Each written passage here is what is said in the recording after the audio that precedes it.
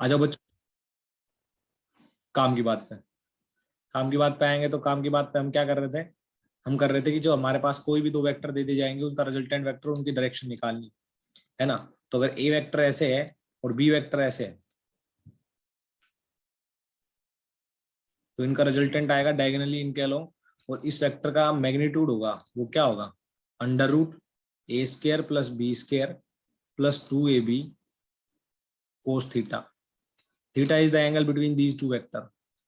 ठीक है, फिर आपसे बोला जाता है कि जो रिजल्टेंट वेक्टर है उस वो ए के साथ कितने डिग्री का एंगल बना रहा है। मैं बोलूंगा अल्फा, तो आप लिखोगे tan alpha is to B sine theta upon A plus B cos theta. आप लोगों ने पढ़ा था ना ये? हाँ, this is the angle made by resultant vector with the A vector. समझ में आया?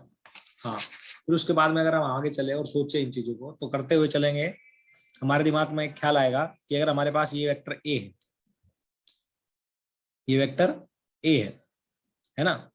हाँ, तो रिजल्टेंट वेक्टर ये वेक्टर बी है, तो रिजल्टेंट वेक्टर क्या होगा? इसका डायगोनली होगा। हमने क्वेश्चन किए थे, क्वेश्चन में तुमने प्रॉब्लम्स भी सोल्व की थी, तो सभी लगभग लगभग हम प्रॉब्लम सोल्व कर चुके थे। बस एक चीज मैं जो आपको बताना चाहता हूँ वही ध्यान से देखना थोड़ा। बच्चों, अगर एक वेक्टर मान लो ऐसे ए और दूसरा वेक्टर है ऐसे बी, मान लो ए और बी में ए और बी का मैग्नीट्यूड बराबर है। क्या है? बराबर है। Magnitude of A is equal to magnitude of B. in that case if the angle between 120 degree, angle between them is 120 degree, तो in that case जो रिजल्टेंट वेक्टर आएगा उसका मैग्नीट्यूड भी क्या रहेगा? ए बी के बराबर। कैसे? निकाल के देख लेते हैं। आप बोलोगे A square plus B square plus 2ab cos 120 degree. ठीक है, जब आप इसको सोल्व करोगे तो आगे चल के बताता हूं। देखो, जब आप इसको सोल्व करोगे तो रिजल्टेंट वेक्टर जब आप लिखोगे तो क्या आएगा? देखो ध्यान से, ए स्क्वायर को ए स्क्वायर लिख दो, बी स्क्वायर को भी ए स्क्वायर लिख दो, क्योंकि ए का मैग्नीट्यूड है वही बी का मैग्नीट्यूड है, प्लस 2a स्क्वायर कोस 120 डिग्री को आप लिख सकते हो, कोस 120 डिग्री को लिख सकते हो आप कोस या पाई माइनस 60 डिग्री, है ना? ये माइनस कोस 60 हो जाएगा, आप लोगों ने पढ़ाया था, ये माइनस कोस 60 हो जाएगा, है ना? बेटा टाइम से आया करो ये सभी, है ना? पढ़ना है तो, नहीं पढ़ना तो फिर कभी भी आओ, कोई दिक्कत नहीं। 2a square cos pi minus 160 degree, that is minus cos 60 degree, minus cos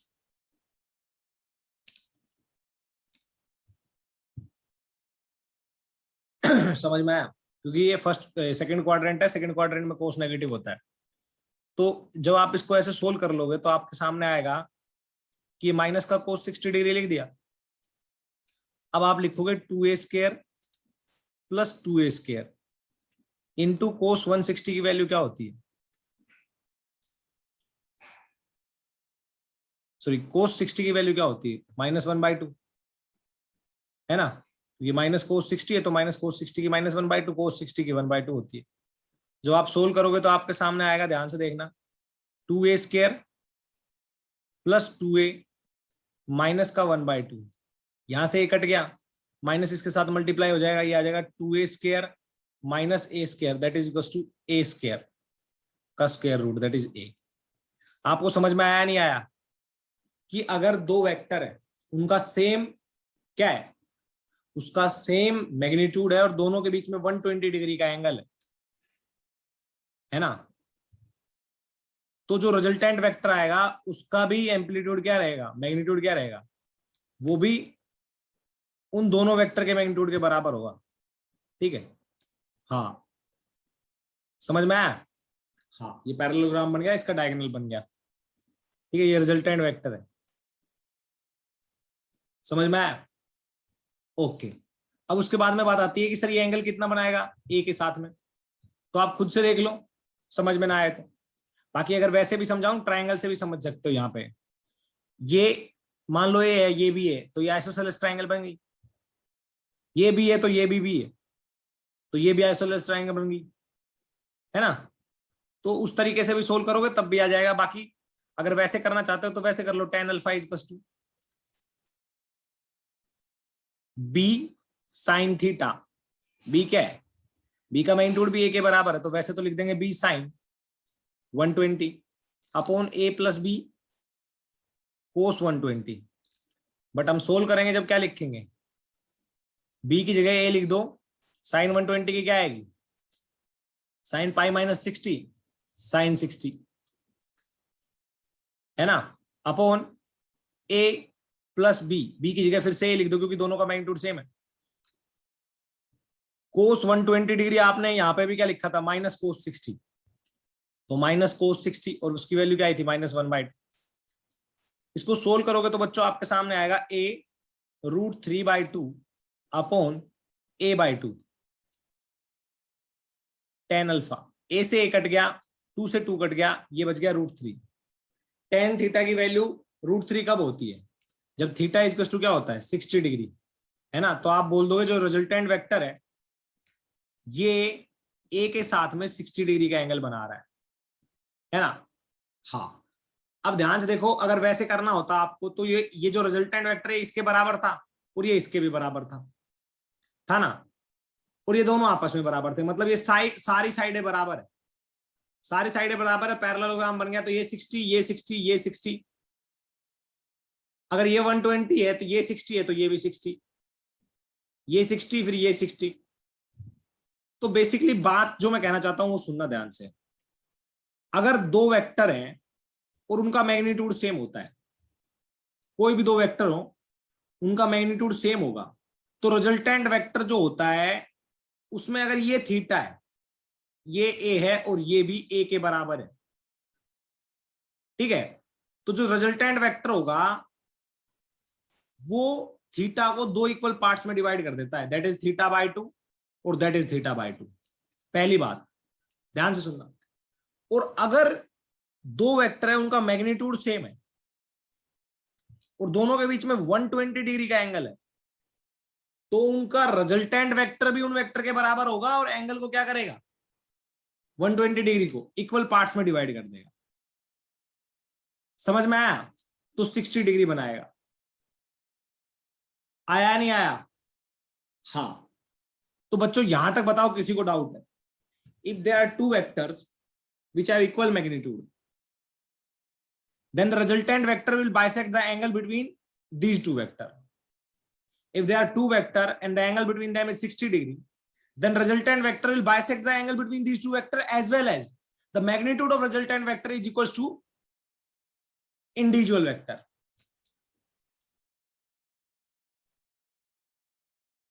नहीं आया समझ में, बताओ बच्चों, समझ में आया या नहीं आया, बताओ शाबाश, अरे बोलो, कोई दिक्कत नहीं, बोलो शाबाश। हाँ, if the angle between them, फिर से एक्सप्लेन कर देता हूं, कोई दिक्कत नहीं है। दो वेक्टर ले लो कोई भी, अभी ले लो जल्दी से जल्दी, बस ये ए है और दूसरा भी ए है ना, मतलब दोनों का मैग्नीट्यूड सेम है, ऐसे मान लो, क्योंकि दोनों दो वेक्टर का नाम तो सेम नहीं हो सकता, और हम लिख देंगे यहां पे magnitude of A is equal to magnitude of B. ये ए है और ये बी है, ध्यान से देखना है सभी ने और अच्छे से समझना है, ठीक है, हाँ यस। अब देखना बच्चों, इनके बीच में 60 डिग्री का एंगल है मान लो, तो आप करोगे रिजल्टेंट वेक्टर की डायरेक्शन निकालते हैं, B sign 60 upon A plus B कोस 60। तो b साइन 60 जो है तो b a के बराबर है, तो a लिख देता हूं, sine 60 √3/2 upon a plus B, तो a प्लस बी को भी क्या लिख दूं, a कोस 60 की वैल्यू 1/2। सोल्व करोगे तो क्या आएगा, a प्लस 3/2 a इंटू ऊपर है √3/2, सोल्व करोगे 2 से 2 कट गया, tan अल्फा की वैल्यू आ जाएगी आपके पास √3/3, इसको बोल दोगे 1/√3। क्या ये अल्फा इक्वल टू 30 डिग्री पे वैल्यू होती है tan की? तो हम बोल देंगे हाँ सर। तो रिजल्टेंट वेक्टर की डायरेक्शन क्या होगी? वो बनाएगा यहां से 30 डिग्री एंगल, तो ये 30 तो ये भी 30। मतलब हमें ये बात क्लियर हो गई, अगर दो वेक्टर है उनका मैग्नीट्यूड सेम है तो जो रिजल्टेंट वेक्टर होगा वो बाइसेक्ट कर देता है उनके एंगल को, उनके बीच के एंगल को क्या कर देता है? बाइसेक्ट। और यही सिचुएशन अगर 120 डिग्री के एंगल के केस में हो, कि दो वेक्टर के बीच में 120 डिग्री का एंगल हो। सुनना, ये शॉर्ट ट्रिक होती है, डायरेक्टली अप्लाई करनी होती है आपको कई बार कई क्वेश्चन में। दो वेक्टर उनमें 120 डिग्री का एंगल हो और दोनों का मैग्नीट्यूड सेम हो, तो रिजल्टेंट वेक्टर का मैग्नीट्यूड भी सेम आ जाता है। मैग्नीट्यूड भी सेम आ जाता है और बाइसेक्ट तो करेगा क्योंकि इक्वल क्या है? मैग्नीट्यूड है दोनों वेक्टर का। दोनों वेक्टर का इक्वल मैग्नीट्यूड है तो रिजल्टेंट वेक्टर बाइसेक्ट करेगा एंगल को। प्लस में रिजल्टेंट वेक्टर का मैग्नीट्यूड भी इंडिविजुअल के बराबर आ जाता है। समझ में आया? आप बताओ, अब बताओ समझ में आया क्या? आया बच्चों? यस। तो ये कई बार क्या होता है, डायरेक्टली अप्लाई करना होता है और मैं उसी एप्लीकेशन ओरिएंटेड क्वेश्चन करवा रहा हूं आपको, मैथ ओरिएंटेड ज्यादा नहीं करवा रहा, जो आपके यूज आएंगे वही। ठीक है? हाँ, सार्थक भाई साहब, सार्थक अमृतकर, पढ़ ले यार भाई। किसको देख रहा है ऊपर? कबूतर देख रहे हैं?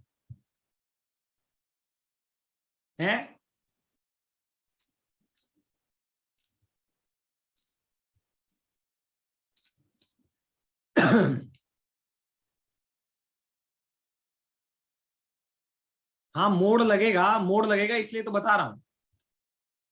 मैग्नीट्यूड है तो मोड़ लगेगा, सभी में ही लगता है। मैग्नीट्यूड का मतलब ही हाँ। कहां पे हमने, कहां पे कोई गलती कर दी क्या? मोड़ नहीं लिखा क्या? अच्छा अच्छा, ये तो बिल्कुल कोई दिक्कत नहीं, ये तो लिख लोगे तुम, इतना तो तुम्हें पता होना चाहिए। सीधा मैग्नीट्यूड बता रहा, क्योंकि मैं अब थोड़ा जल्दी जल्दी में एक्सप्लेन करने के लिए सोच रहा था ये चीजें। ये मैग्नीट्यूड आएगा बच्चों, ठीक है? हाँ, तो ये मोड़ लगेगा यहाँ पे, कोई दिक्कत नहीं है। देखो सबसे पहले आगे लगा रखा था वहां पे, फिर बाद में जल्दी जल्दी में नहीं लगाया, देखो यहाँ पे लगाया था, है ना? तो कोई दिक्कत नहीं, कर लिया करो। अब बच्चों ध्यान से आओ, जल्दी आगे चलते हैं। अब हमने ये क्वेश्चन कर ली, अब हम करेंगे वेक्टर सबट्रैक्शन। Vector subtraction. अब बच्चे कई बार वेक्टर सबट्रैक्शन नाम सुनते ही सोचते हैं ये कोई नई चीज है। मैं बोलूंगा ये कुछ भी नहीं है, अगर ध्यान से देखोगे तो। अगर ये वेक्टर है तो ये माइनस ये वेक्टर है ना? अरे यही ना? हाँ, अगर ये वेक्टर ए है और ये वेक्टर बी है तो इनका रिजल्टेंट क्या आएगा? C is to A plus B, यही आता है ना? अगर आपसे कोई बोले सर हमें ये कैलकुलेट नहीं करना, या resultant R is to A plus B, आपसे कोई बोले सर मेरे को A माइनस बी कैलकुलेट करके बताओ, फाइंड A माइनस बी, तो आधों का तो दिमाग घूम जाता है। पर मैं बात करूंगा तो मान लो अगर ये वेक्टर ए बी वेक्टर है, दोनों के बीच में थीटा एंगल है, आप अगर A माइनस बी निकालोगे तो क्या करोगे? पहले ए वेक्टर बनाओ, अब माइनस बी बनाओ। प्लस बी उधर है तो माइनस बी किधर आएगा? इधर। अरे आएगा ना इधर, ऐसे। समझ में आया? तो ये एंगल क्या हो जाएगा अब इनके बीच का? 180 माइनस थीटा, यही होगा ना? 180 माइनस थीटा। अब इन दोनों का रिजल्टेंट निकालोगे तो क्या लिखोगे? स्क्वायर रूट ऑफ, रिजल्टेंट निकालना है, स्क्वायर रूट ऑफ ए के मैग्नीट्यूड का स्क्वायर, बी के माइनस बी का मैग्नीट्यूड, चाहे माइनस बी हो चाहे बी हो, याद रखना, चाहे वेक्टर बी हो चाहे माइनस बी हो, मैग्नीट्यूड दोनों का एक ही आता है। मोड, जो मैग्नीट्यूड आता है वो पॉजिटिव आता है हमेशा, ठीक है। तो हम लिखेंगे माइनस बी के मैग्नीट्यूड का स्क्वायर प्लस 2a के मैग्नीट्यूड का प्लस b के magnitude into cos of theta. क्या होगा जल्दी बताओ, थीटा क्या होगा इनमें, थीटा क्या होगा,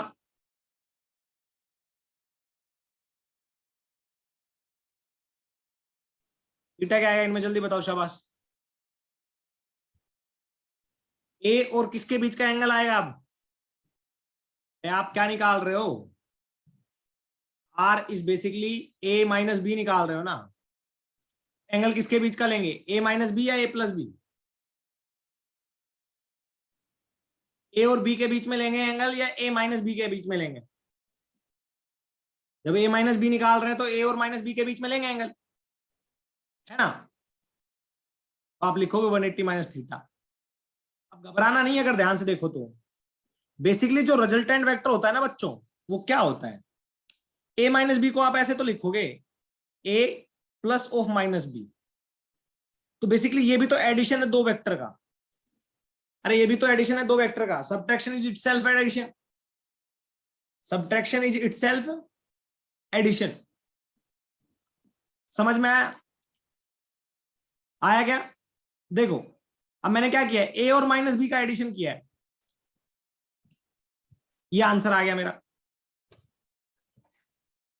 समझ में आया ना सभी को, यस।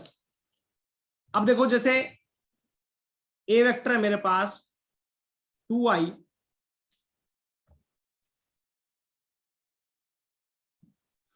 इसको थोड़ा ऐसे, हाँ देखो ए वेक्टर है मेरे पास 2i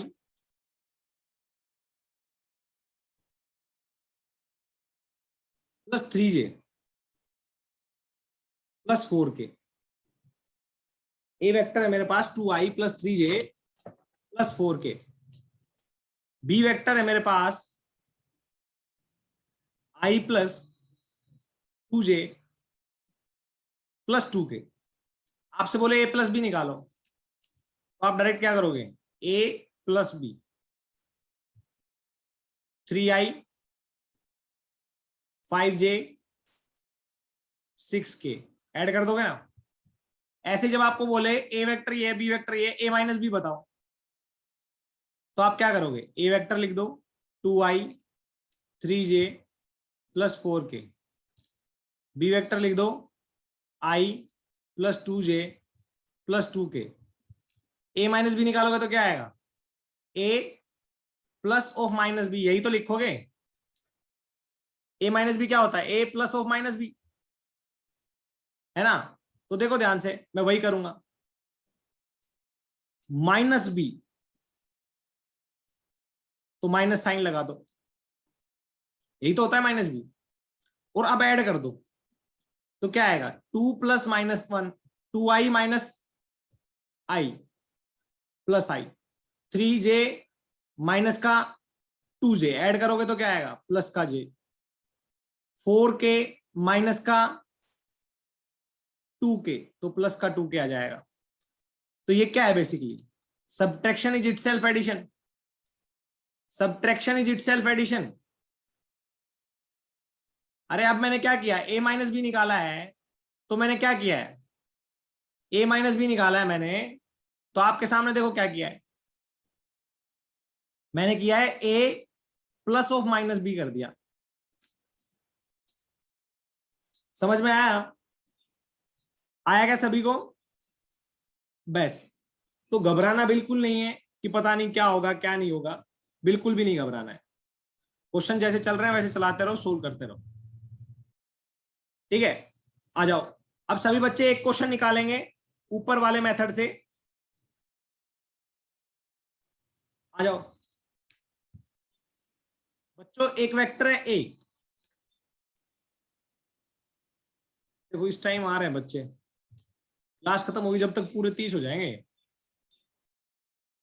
ए वेक्टर ये है और बी वेक्टर ये है,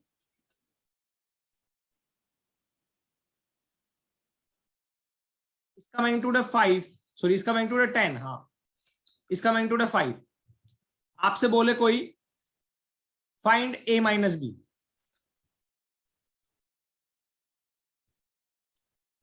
फाइंड ए माइनस बी। शाबाश, जल्दी बताओ। फाइंड ए माइनस बी।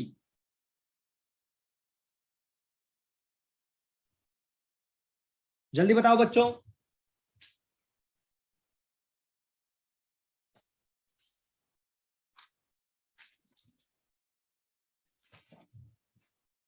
ए माइनस बी कैलकुलेट करो। Angle, yes. कई बच्चे तो आराम से सो के बैठे थे, हाँ भाई हमें तो करना ही नहीं। एंगल 120 डिग्री आएगा इन दोनों के बीच में। कैलकुलेट करो, शाबाश। ए माइनस बी, ए माइनस बी कैलकुलेट करो।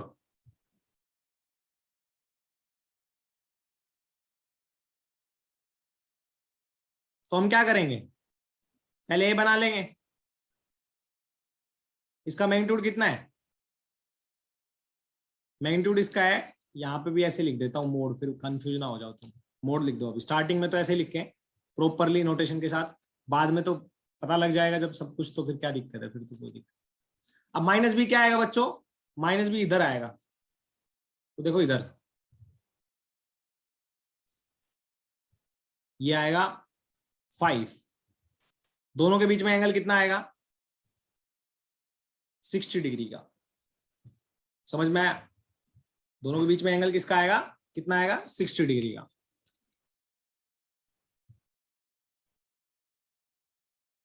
आ जाएगा 60 डिग्री का, यस। माइनस बी का मोड भी यही आएगा। अब इन दोनों का एडिशन कर दो। दोनों का एडिशन करोगे तो क्या लिखोगे?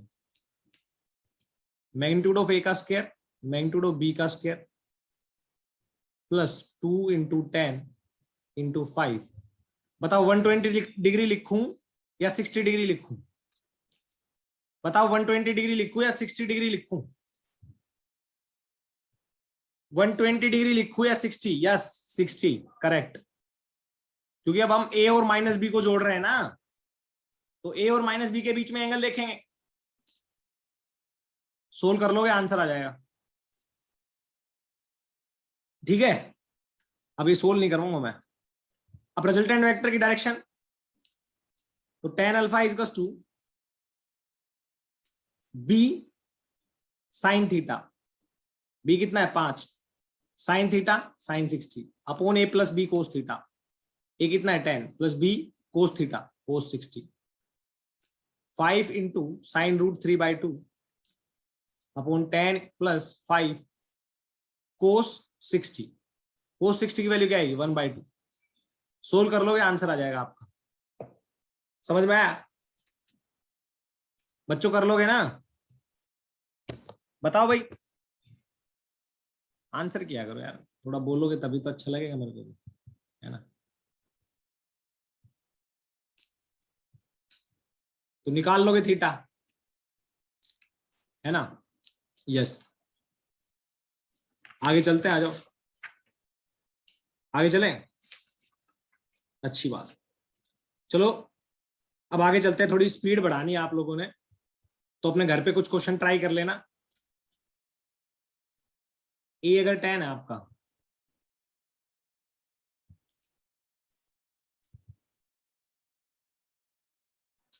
और बी आपका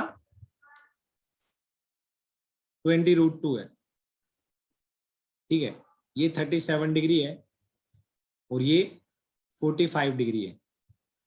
find A plus B, find A plus B and A minus B. ठीक है, याद रखना ए प्लस बी का मैग्नीट्यूड निकालना है। ए प्लस बी का मैग्नीट्यूड निकालना है, ठीक है? हाँ, यस। ए प्लस बी का मैग्नीट्यूड निकालना है और ए माइनस बी का मैग्नीट्यूड निकालना है।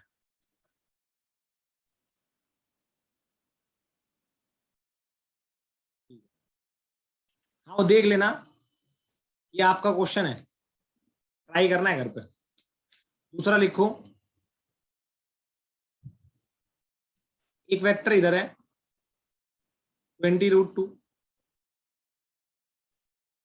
45 डिग्री के एंगल पे, ठीक है ना। हाँ, और एक वेक्टर इधर है 10, a प्लस बी निकालना है, a प्लस बी का मैग्नीट्यूड निकालना है और a माइनस बी का मैग्नीट्यूड निकालना है। घर पे कर लेना ट्राई, ठीक है बच्चों। हाँ चलो आ जाओ, अब एक ट्राई करें, एक ऐसा ही कैलकुलेट करके देखते, आ जाओ।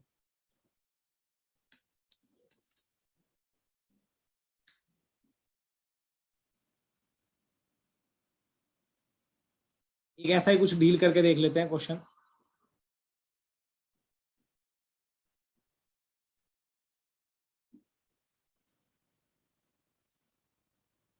ध्यान से देखना सभी। एक वेक्टर हमारा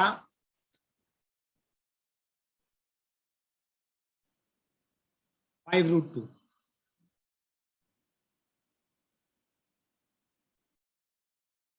कितने डिग्री के एंगल पे? 45 डिग्री के एंगल पे। दूसरा वेक्टर है हमारा 37 डिग्री पे। ये इसका एम्पलीट्यूड है 10। फाइंड a प्लस बी, जल्दी निकालो शाबाश, a प्लस बी निकालो। जरूरी नहीं है हर बार उसी मेथड से निकालो, कंपोनेंट मेथड से भी निकाल सकते हो। a प्लस बी और a प्लस बी का मोड, जल्दी देखो शाबाश।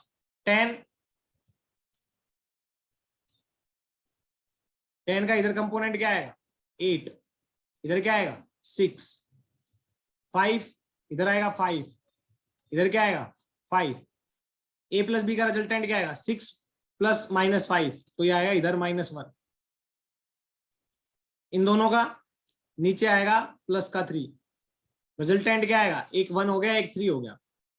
तो आप बोलोगे a plus B, vector form में लिखोगे तो सीधा लिखोगे माइनस का i माइनस का 3j, ठीक है ना।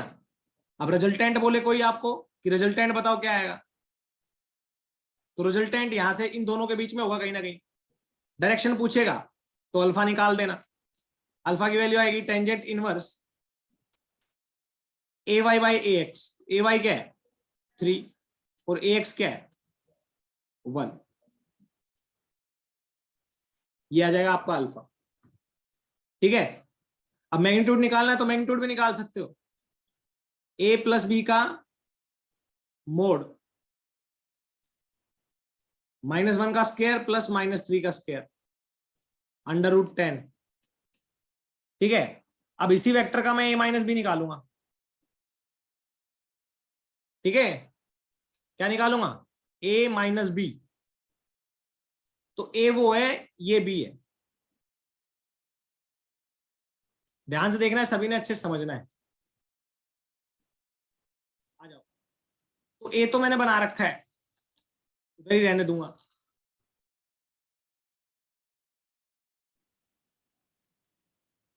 ये तो मेरा उधर ही रहेगा 5√2 45 डिग्री के एंगल पे। बी है, उसका नेगेटिव करूंगा तो इधर 37 का बना रहा है, अपोजिट कर दोगे तो इसके साथ 37 का बनाएगा,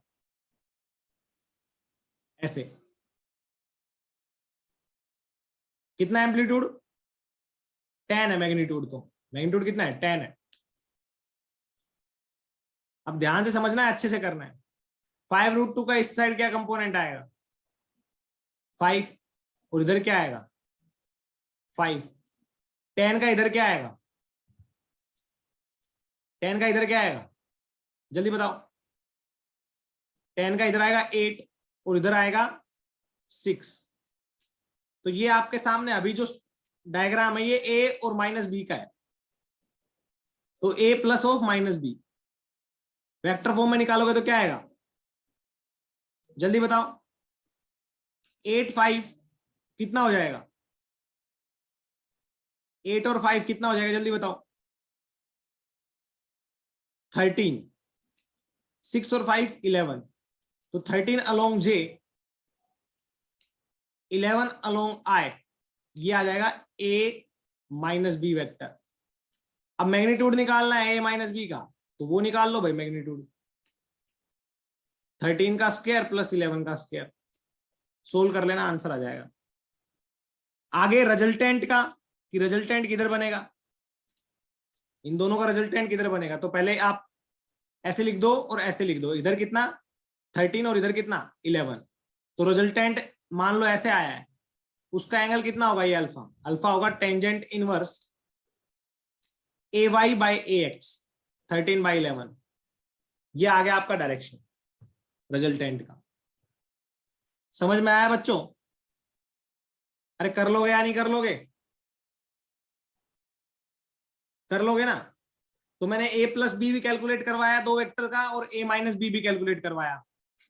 जरूरी नहीं है हर बार वही मेथड यूज करो, कुछ भी यूज कर सकते हो जो तुम्हें अच्छा लगे। कंपोनेंट वाला कंपोनेंट बना के ऐड करना, कंपोनेंट बना के सबट्रैक्ट करना, डायरेक्ट लो यूज करके ऐड करना, लो यूज करके सबट्रैक्ट करना, वो डिपेंड करता है कि सिचुएशन क्या है क्वेश्चन में। जो इजी पड़ता है वही हम सोल्व करते हैं, उसी से हम सोल्व करते हैं। ठीक है ना बच्चों? यस, अब आगे चलते हैं।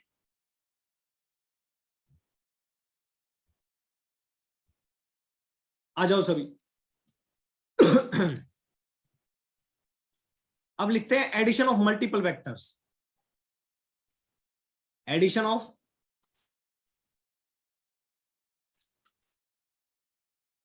Multiple vectors.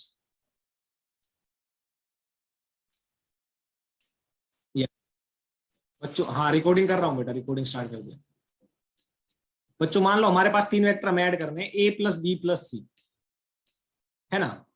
तो चाहे पहले आप ए और बी को ऐड कर लो और उसके रिजल्टेंट को सी से ऐड कर दो, तो भी कोई दिक्कत नहीं है। ठीक है? या फिर चाहे आप बी और सी को पहले ऐड कर लो और उसके रिजल्टेंट को फिर ए से ऐड कर दो, तो भी कोई दिक्कत नहीं है। समझ में आया? मतलब किसी भी वेक्टर का एडिशन ऐसे कर सकते हैं हम, है ना? तो यही से आता है एडिशन ऑफ मल्टीपल वेक्टर्स, और यही से आता है polygon law of vector addition. क्या आता है? Polygon law of vector addition.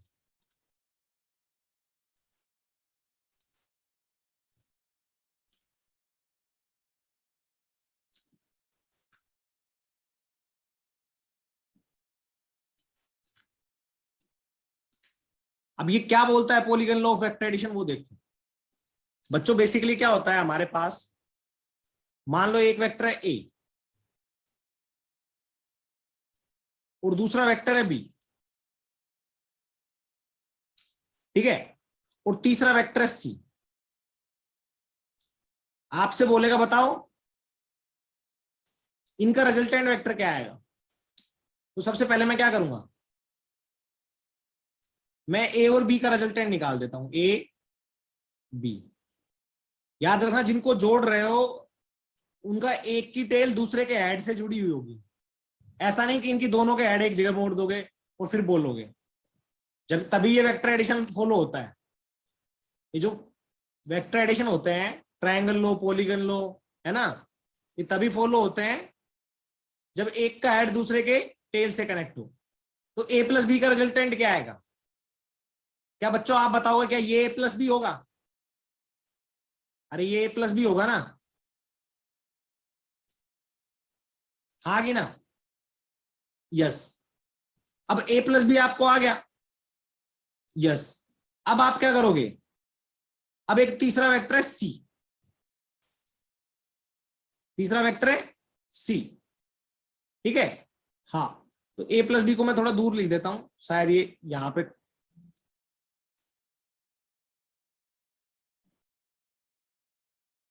ये हो गया आपके पास ए प्लस बी। अब आपको क्या निकालना है, ए प्लस बी मतलब ए और बी का रिजल्टेंट तो ये हो गया, ये सी हो गया, तो क्या ये ए प्लस बी प्लस सी हो जाएगा? हो जाएगा या नहीं हो जाएगा? जल्दी बताओ, शाबाश। हो जाएगा ना? पहले मैंने ए बी को जोड़ा, फिर ए बी का क्या जोड़ा, ए और बी को जोड़ के उसका रिजल्टेंट किससे जोड़ दिया, सी से। यही तो किया है देखो यहाँ पे। है ना। अब ये कितनी साइड के ऊपर वैलिड होता है, कितने वेक्टर के ऊपर वैलिड होता है बेटा, चाहे कितने भी वेक्टर ले लो आप, बस कंडीशन ये होनी चाहिए एक वेक्टर ऐसे तो दूसरा वेक्टर ऐसे, ए जैसे A1 A2 A3 A4 up to AN, इनका रिजल्टेंट आएगा ये AR, जो लास्ट वेक्टर के हेड के साथ अपना हेड मिलाएगा और पहले वेक्टर की टेल के साथ टेल। तो आप लिख दोगे R is basically A1 plus A2 plus A3 plus A4 up to dot dot AN। समझ में आया? अरे कर लोगे या नहीं कर लोगे? समझ में आया बच्चों? इसको बोलते हैं polygon law of vector addition. क्या बोलते हैं? Polygon law of vector addition, है ना। हाँ, अगर ये आपसे कुछ इस तरीके से दे दिया जाए vector A1 is basically I plus J plus K, A2 is basically 5I plus 6J plus 7K, A3 is basically 2I plus 2J plus 2K। आपसे बोले A plus B plus C, A1 plus A2 plus A3 निकालो, तो कैसे करोगे? इन दोनों का sum, A1 is to I plus J plus K, A2 is to क्या आएगा 5I plus 6J plus 7K। ठीक है, आपने निकाल लिया A1 प्लस A2, क्या आएगा 6I 7J 8K। अब इसके साथ A3 जोड़ दो, क्या दिक्कत है, 2I plus 2J plus 2K, तो ये आ जाएगा A1 plus A2 plus A3। यही तो होती है एसोसिएटिव, है ना। 10K 9J और 8I। समझ में आया? आया क्या बच्चों? अरे बताओ, शाबाश बताओ, आया समझ में? बस तो फिर क्या दिक्कत है? ठीक है, यस। अब आपसे कैसे पूछ लेगा क्वेश्चन मैं बताता हूं, कैसे पूछ लेगा क्वेश्चन वो देखो एक बार। मान लो आपके पास एक घड़ी होगी, ऐसा क्वेश्चन आपके इलेक्ट्रोस्टैट में आपके सीनियर्स को अभी मैंने करवाया है जिसमें ये लॉजिक यूज हुआ है। मैं वहां पे भी आपको ये बोलूंगा, देखो मैंने वेक्टर में पढ़ाया था आपको, आज से सही लगभग 6 महीने बाद, कम से कम 6 महीने बाद, 6 या 10 महीने बाद भी हो सकता है, कोई जरूरी नहीं, पर 6 तो मान के चलो। मान लो ये घड़ी की तरह 1 2, सीक्वेंस अच्छा नहीं है, 1 2 3 ये हो गया, 4 ये हो गया, 5 ये हो गया, 6 ये हो गया, 7 ये हो गया, 8 ये हो गया, 9 ये हो गया, 11 ये हो गया, 12 ये हो गया। अब मान के चलो हर नंबर एक फोर्स लगा रहा है, जो घड़ी पे नंबर होते हैं हर नंबर उतना ही न्यूटन फोर्स लगा रहा है।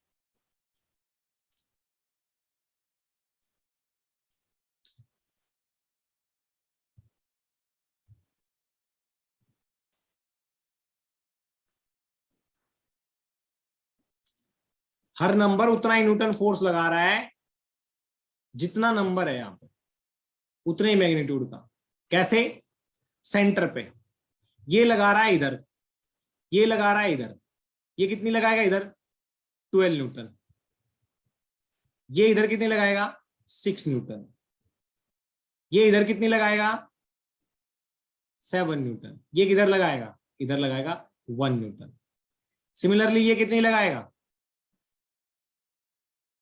8 न्यूटन, ये इधर कितनी लगाएगा 2 न्यूटन। अब कलर चेंज कर करके करेंगे तो अच्छा रहेगा। ये इधर लगा रहा है मान लो 3 न्यूटन 9 न्यूटन ये वाला, और ये इधर कितनी लगा रहा है 3 न्यूटन। ग्रीन पे आ जाओ, फिर ये लगा रहा है ये वाला 4 न्यूटन, और ये कितनी लगा रहा है 10 न्यूटन। ये कितना लगा रहा है इधर 11 न्यूटन। कितनी कितनी लगा रहा है जल्दी बताओ 11 न्यूटन। तो ये 5 कितनी लगाएगा 5 न्यूटन। समझ में आया? मान लो सेंटर पे, ठीक है, आपसे बोला जाए इनका रिजल्टेंट निकालो कि यहां पे कोई पॉइंट है उस पे ये फोर्स ही लग रही है, तो रिजल्टेंट फोर्स कितनी चले लगेगी वेक्टर फॉर्म में निकालो, जल्दी निकालो शाबाश। जो एक लाइन के लोग लाई करते हैं उनको डायरेक्ट सोल्व करो। पहले एक घड़ी है उस पे ये नंबर लिखे हुए हैं, नंबर सभी अब फोर्स लगा रहे हैं अपने से अवे उतने मैग्नीट्यूड का जितना वो नंबर है। रिजल्टेंट फोर्स पूछा है, बताओ शाबाश। देखो ध्यान से, पहले हम वर्टिकल की बात करें तो 12 इधर लग रहा है नीचे और 6 ऊपर लग रहा है, तो नेट कितना आएगा डाउनवर्ड में 6। ध्यान से देखना 3 इधर है 9 इधर है, तो इधर कितना आएगा 6 आएगा ना। यस, अब ध्यान से देखना ये तो 2 क्लियर हो गए। अब इसकी बात करते हैं 1 और 7 की। 1 और 7, इधर 7 और इधर 1, तो रिजल्टेंट आएगा इधर 6।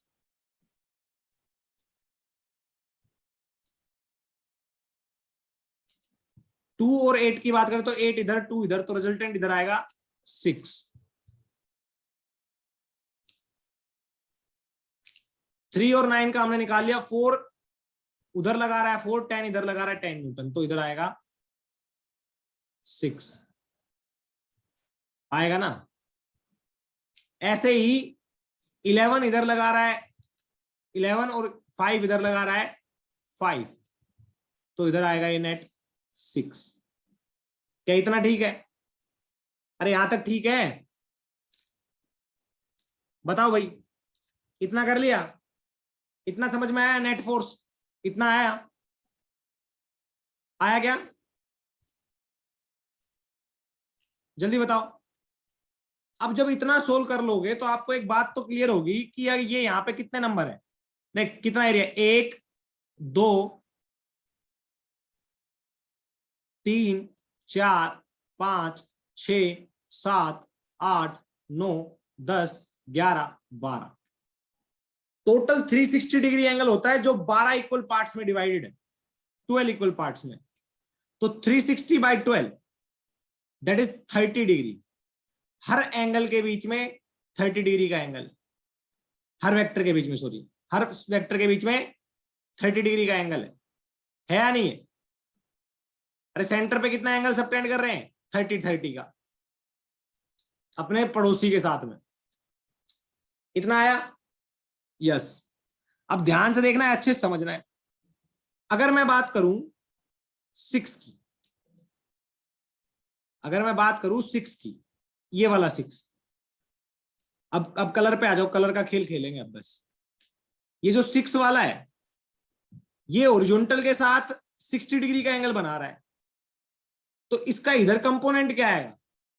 पहली बात तो इधर पहले ही 6 लग रहा है, और 6 का इधर कंपोनेंट आएगा 6 sin 60,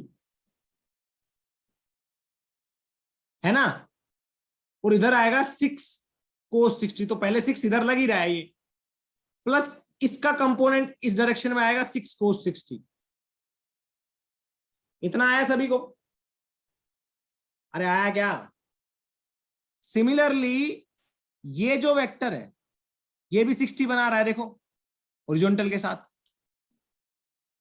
तो इसके कंपोनेंट बनाओगे तो इसका भी एक इधर कंपोनेंट आएगा 6 sin 60, सॉरी 6 cos 60, ये ना, ये 60 डिग्री, तो 6 cos 60, और इधर आएगा वो आएगा 6 sin 60। समझ में आया? अरे आया नहीं आया? अब बात करते हैं इनकी, ग्रीन वालों की। ग्रीन कौन से, वो मैं बता देता हूं। ये ग्रीन, ये 30 डिग्री एंगल बना रहे हैं, तो ऊपर वाले का इधर कंपोनेंट आएगा 6 cos 30, और ऊपर की डायरेक्शन में लगेगा 6 sin 30, नीचे वाले का आएगा इधर 6 cos 30 और इधर आएगा 6 sin 30। हो गया क्लियर? अरे हो गया ना, कंपोनेंट बन गए आपके, खुश हो। अब इनके मैग्नीट्यूड, इनको सोल्व करो। 6 + 6 cos 60 मतलब 6 × 1/2 दैट इज 3। इसकी वैल्यू क्या आएगी? 6 × 1/2 दैट इज 3। 6 × 1/2 ये भी 3। 6 cos 30 दैट इज 6 × √3/2 ये भी 6 cos 30, ये भी क्या आएगा? 6 × √3/2। तो बेसिकली आप देख रहे हो तो हॉरिजॉन्टल में जो फोर्स है वो कितनी हो जाएगी? 6 + 6 मतलब 12। 12 प्लस इनको सोल्व करोगे तो 3√2 + 3√2 कितना आएगा? 6√2। तो 6 + 6 12 प्लस 6√2 √3 सॉरी 6√3, ये √3 है। अब वर्टिकल की बात करते हैं तो इधर नीचे कितना आएगा? 6 + 6 sin 60 तो आएगा ये 6√3/2, फिर 6 sin 30 ये आएगा 6 × 1/2। समझ में आया? अब ऊपर देखो, ऊपर आ रहा है 6 sin, डायरेक्ट ही कर देते हैं ना इसको तो वो और अच्छा रहेगा। डायरेक्ट करते आ जाओ, डायरेक्ट करते हैं। क्या ये 6 sin, रुको, हाँ, क्या ये 6 sin 30 इस 6 sin 30 को मार देगा? सॉरी, ये 6 sin 30 इस 6 sin 30 को मार देगा, ये 6 sin 60 इस 6 sin 60 को मार देगा। रिजल्टेंट नीचे आ जाएगा 6। हाँ कि ना? इन दोनों का रिजल्टेंट देखो, इन दोनों का रिजल्टेंट आएगा नीचे 6 और इन दोनों का रिजल्टेंट अब किधर आएगा? इधर आएगा। वो आएगा इसका स्क्वायर रूट का सम प्लस इसका स्क्वायर रूट का स्क्वायर करके सम करके रूट कर देंगे। अब ये आ गया अल्फा एंगल। अब अल्फा की वैल्यू क्या आएगी? Alpha is to tangent inverse perpendicular upon base, तो AY/AX। समझ में आया बच्चों? अरे कर लोगे सोल्व? कोस और साइन का फिर से बताएं बेटा। कंपोनेंट बनाने हैं वो एक बार मैं आपको पहले ही बता चुका। अगर कोई वेक्टर ऐसे है और वो यहां से 60 डिग्री का एंगल बना रहा है, तो ये 6 है मान लो, तो इधर क्या आएगा? 6 cos 60 और इधर क्या आएगा? 6 sin 60। एक वेक्टर इधर है, वो क्या बना रहा है? 60 डिग्री का ये भी बना रहा है एंगल और 6 ही है, तो इधर क्या देगा वो? 6 cos 60 और इधर देगा 6 sin 60। तो ये एक दूसरे को काट देंगे। ऐसे ही दो रेड रेड वालों ने एक दूसरे के परपेंडिकुलर कंपोनेंट काट दिए और दो ग्रीन ग्रीन वालों ने जो 30 डिग्री एंगल बना रही है उन्होंने एक दूसरे के परपेंडिकुलर कंपोनेंट काट दिए। समझ में आया? अभी क्वेश्चन है तो बहुत बड़ा और बहुत डिफिकल्ट भी लगता है बच्चों को, पर क्या कॉन्सेप्ट तो भाई वेक्टर के यूज हुआ है, इसमें कोई और दुनियादारी का तो यूज नहीं हुआ। डिफिकल्ट लगेगा तो किस वजह से लगेगा? कैलकुलेशन की वजह से। समझ में आया ना? डिफिकल्ट लगेगा तो किसकी वजह से लगेगा? सिर्फ कैलकुलेशन की वजह से। क्वेश्चन डिफिकल्ट है ऐसा तो है नहीं। अब इसको वेक्टर फॉर्म में अगर आप लिखना चाहते हो तो ये भी लिख सकते हो। F = 12 + 6√3 I cap -6 J cap. समझ में आया ना? -6 J कैप। कोई दिक्कत कोई परेशानी हो तो बताओ। है भाई? कोई दिक्कत कोई परेशानी हो तो एग्जैक्ट यही क्वेश्चन आएगा। क्रोटो में बहुत डिफिकल्ट बन जाता है, लेकिन इलेक्ट्रोस्टैटिक का में ये पता है क्या लगता है बच्चों को? बहुत डिफिकल्ट क्वेश्चन क्रोटो की बुक में है, पर एग्जैक्टली उसमें कॉन्सेप्ट इलेक्ट्रोस्टैटिक का तो इतना लगता है, इतना, और वेक्टर का ये पूरा लग जाता है। तो बेसिकली क्वेश्चन मैं बोलूंगा 70% वेक्टर का है, 30% इलेक्ट्रोस्टैटिक का। 30 भी नहीं बोल पाऊंगा, कम ही बोलूंगा। ठीक है? समझ में आया बच्चों? आया क्या? अरे बताओ। हाँ, तो बच्चों अब घर जाके आपको क्या करना है मैं बताता हूं। कंप्लीट, सुन लो फिर से, कंप्लीट चेक पॉइंट 2 करनी है। कंप्लीट चेक पॉइंट 2 और डिस्कशन होगा 11 ओ क्लॉक के बाद में। जिस बच्चे को रुकना है वो कर लेगा, नहीं रुकना है वो ना करे, कोई दिक्कत नहीं। हाँ अपलोड है बेटा ये यूट्यूब पर, सभी की सभी, सिर्फ कल की अपलोड नहीं हुई है, वो भी मर्जिंग के चक्कर में, क्योंकि तुम्हारे सीनियर्स के बहुत ज्यादा लेक्चर थे वो करने थे। ठीक है ना, समझ में आया? सभी की सभी यूट्यूब पे मैं लिंक डाल देता हूं अभी। ओके, यस, बिल्कुल, ठीक है ना। ओके बच्चों,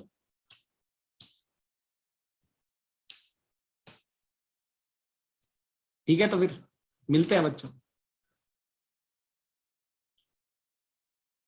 आज की शाम को हो जाएगी, आज की और कल की दोनों की। शाम को मैं बोलूंगा या तो 8 बजे के करीब हो जाएगी, या फिर वो शाम को 4 बजे, दो टाइम में से एक टाइम पे होगी।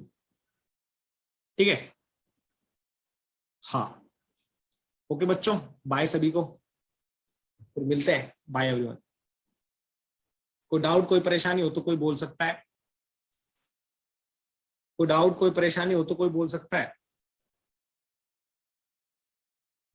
बेटा साक्षी, वो अभी डिस्कशन नहीं हुआ है, डिस्कशन होगा तो सभी का एक साथ हो जाएगा ना। अब कई बच्चों ने वो चीजें पता नहीं की है या नहीं की है, कल डिस्कशन लूंगा 11 बजे के बाद में, तो वो आपकी भी प्रॉब्लम होगी और कई बच्चों की और होगी, तो एक बार में हो जाएगी। वरना मैंने ऐसे देखा है कई बच्चे करते नहीं और फिर बाद में वो फिर से दोबारा वही प्रॉब्लम रिपीट करते हैं। अब उनको बता दिया तो हमारा टाइम वेस्ट, और नहीं बताया तो उनको लगता है कि हाँ टीचर प्रॉब्लम नहीं बता रहे, है ना। तो थोड़ा इसलिए थोड़ा पेशेंस रख सकते हो, बाकी तो सभी प्रॉब्लम सोल्व हो जाएगी। ओके बच्चों, तो कल 11 बजे के बाद में आपका डिस्कशन होगा और 11 बजे तक चलेगी class. Okay, bye everyone, bye बच्चों, बाय सभी को।